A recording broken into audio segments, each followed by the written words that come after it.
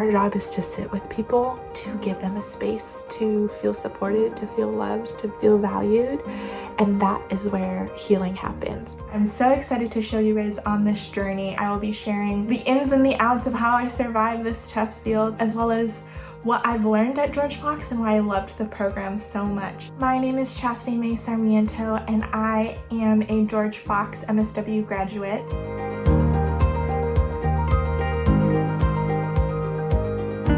So we just got to work. That was such a quick drive. I can't wait to show you my office and what it looks like, because play therapy is so fun and my office doesn't look like a typical office. My office is actually in a house, and my boss really wanted kind of that home feel and making people feel welcomed and loved when they stepped in. This is my office. Before seeing clients, of course, since it's nice and neat.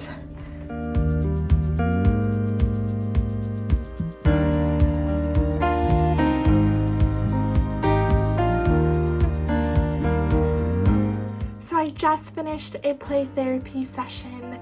As you can see from my office is a mess. But this kiddo was just working through a lot of trauma. There's suspected abuse, and this kiddo had a lot of anger and during our play. And so at the end of it, I set up this little area right here, and we could use all of our anger to throw it in the corner. I don't believe in kids cleaning up because that is their process. It's so important to have time to decompress, and so I always really like having 15 minutes between clients just so that I can either finish my note or clean up my office or just regulate my own system. And so you'll just see me cleaning up around here, and that's my way of like, okay, I'm gonna tidy up this session, wrap it up so that I can be present and ready for the next session. As I'm cleaning up, the other thing that I also wanted to talk about was how to set up your office. No one really told me those things, and as a play therapist you have things that you set up, of course, but this office is very much a space for you as it is for clients. So make a space that you feel comfortable in, because when you're comfortable, clients are comfortable too.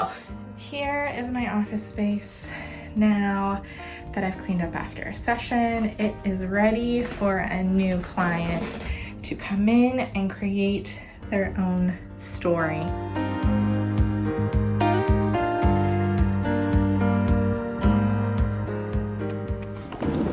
Hello, Papas.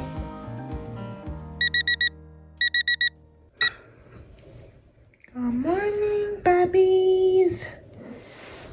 It is 5 o'clock and I'm going to get ready to work out and then head to work. Hey everyone, I just finished my workout. I love working out because this has literally been a lifesaver for burnout. Like, I'm not even joking. This field is so hard and you just have to find something that works for you. Today is my work from home day, and so I was actually getting to go kind of run errands on my quick break, but I don't know where my keys are. So me and Avian are just kind of hanging out and playing fetch.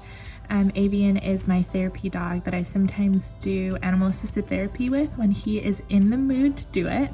He isn't always often in the mood, and so we're just kind of hanging out and playing fetch, and that's usually kind of my break time to step away when work gets a little bit too much. Come here, buddy.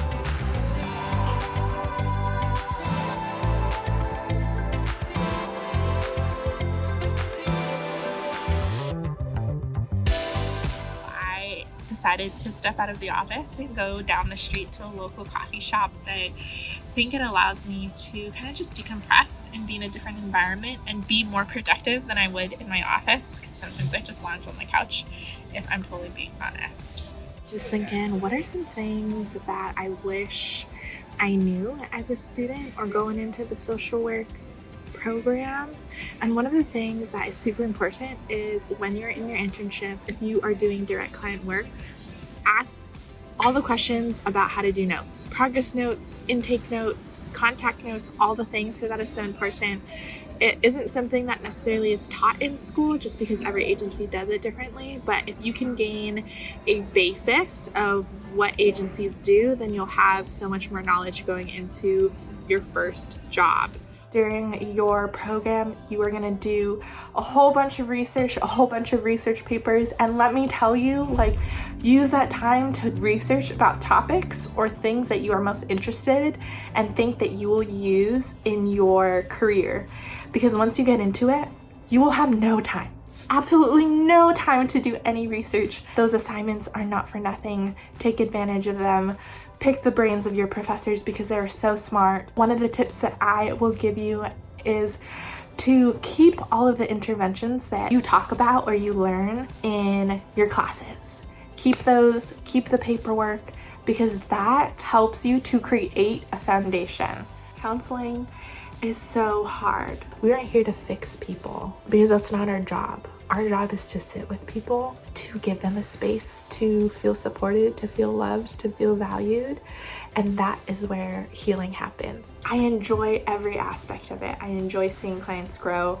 I enjoy seeing them celebrate the big moments as well as sitting with them in the hard moments. But I'm exhausted. And let me just tell you, it is so important to take care of yourself, to do what you need to do physically, emotionally, mentally, spiritually, professionally. For me, my support looks like having my own counselor. It looks like making sure I'm active every single day to get my body moving. One of the things is my bracelet. I put it on every single work day and I leave it at work so that it is kind of a shield that kind of carries the weight for me and carries all of the emotional baggage that comes with being a counselor, and I'm able to let that go at the end of the day and leave it here. Hey everyone, I just wanted to talk about some of my favorite toys in the playroom. I've been collecting like little miniature figures, and I've got them at like Facebook Marketplace or garage sales. Right here is my sand tray. I currently fill it with beans because it's just easier to clean up, easier to sanitize, but the sand tray is definitely one technique that I highly recommend that you get training in, and it is so useful across the lifespan with kids, teens, and adults, and I really personally love it.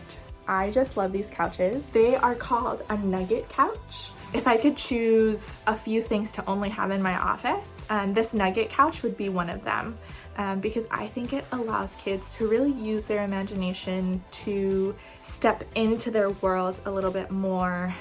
Hey everyone, it's Friday evening. It's the end of the work week. We made it. Thank you for coming along my journey. I hope that you will always remember that no matter what you choose to do, you are making a difference in this world, no matter how small or big it is. Remember why you do this work, and remember always to stay true to yourself. Remember who you are, and you will do amazing things as a social worker. I wish you all the best, and thank you for coming along this journey. Bye.